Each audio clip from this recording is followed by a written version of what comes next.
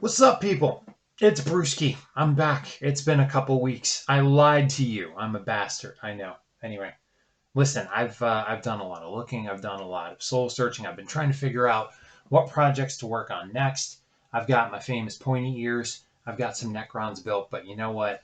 I decided that I was going the wrong direction.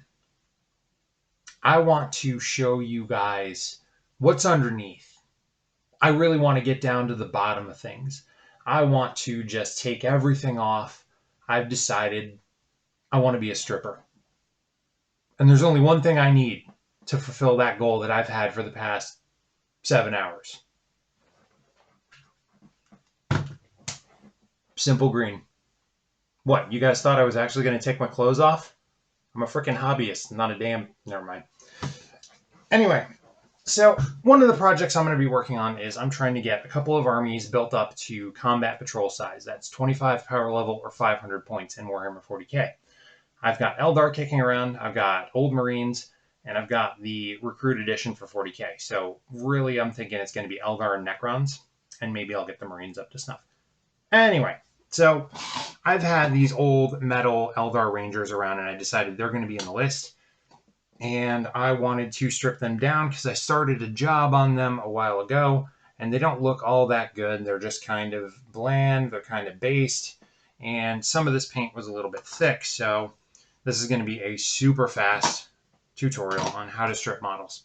Step one, you're going to need some kind of container like this that can hold all the guys you're going to do.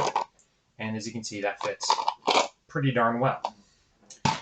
If you have small children, large children, pets, curious people, anyone who likes the smell of simple green, you're going to want a lid to go with that container as well. So fine, I got that covered. Next thing you're going to do is you're going to take your simple green or whatever. I prefer this. There's degreasers you can use. This purple lightning greaser thingy works even better. You just might, not have models afterwards. So not really going to vouch for that. Anyway, some people dilute this. Screw that. Pop off the top.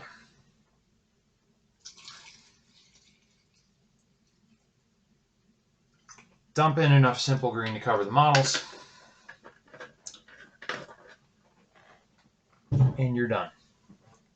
Let sit for 24 hours and go at your models with a toothbrush. Now, you're pretty safe with metal.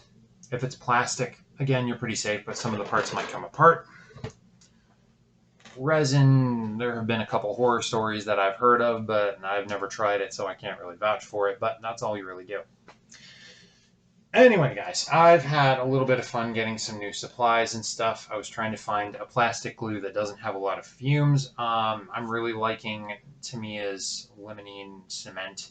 I wasn't able to get a hold of the extra thin stuff, but this works pretty well.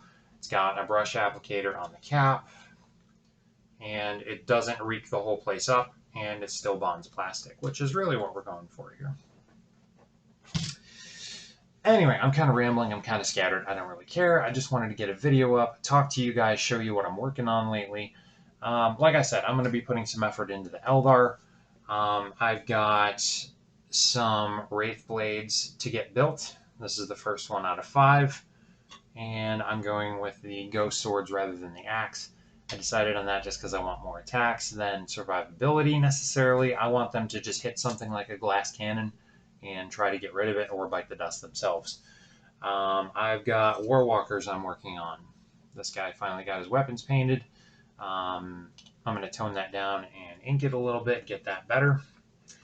I'm going to strip the Rangers because I decided I kind of have been leaning away from snipers in this edition, but I realized I really want them because these guys are better than average. They've got really good saves, they're good in cover, and they can take out characters, which at a small combat patrol points game is going to be really valuable. Anyway, so I'm going to be doing that. Necrons wise, I've got the whole thing from the Recruit Edition built, which means I've got a Royal Warden, and he's royally pissed.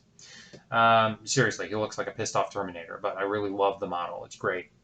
I've got the 10 Warriors built, and I've got 3 bases of Scarabs. If you've been on my Instagram, you've probably seen the test shots of those. I'm liking the orange and dark metal look. That's going to be great. Other than that, I have in my head a really, really far-fetched idea on making a board, and I've seen some of these videos on tutorials for making a canvas battle mat.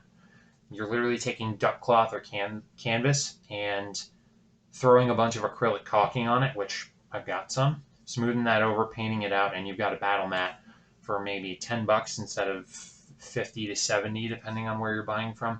Don't get me wrong, I love the mouse pad stuff, but I don't really want to spend that much, and I had the idea to do a whole DIY setup. I came up with this really crazy concept, and I've got some of the stuff ordered for it. Um, if you guys are fans of Final Fantasy VII, the original, you remember there was this scene in Nibelheim where Sephiroth and Cloud and the gang came up in this cave and they saw naturally forming materia, which is like magic crystal. And it was in this pool and it was kind of jutting out and it had a crystal forming and it was all glowy. I was like, what if I actually did that with the materials I have and made some of those for the scatter terrain on the table? Build up some rocks using this kind of foam board approach. Black Magic Craft came up with a really cool idea using just foam board and acrylic caulking and paint, and I kind of like that. I just tried one out here. It's not painted yet, but it's just built up. Doing that in some very City of the Ancient style trees, which are almost like bone white or something, and then I thought that would actually look really cool on a board. So I think I'm going to make a DIY project of the whole thing.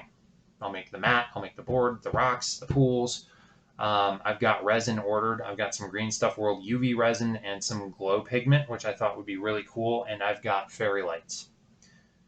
I'm going to get some crystal molds and some regular resin for the pools. Mix that all together. I'm actually going to put the fairy lights in the bottom so these things will glow, light up, and be completely modular. That's pretty freaking ambitious, but I think it's going to look really cool when I pull it off. So. Anyway, again, sorry to ramble. I just realized I haven't done a video in like 3 weeks. I wanted you guys to know what I was up to, what I was working on.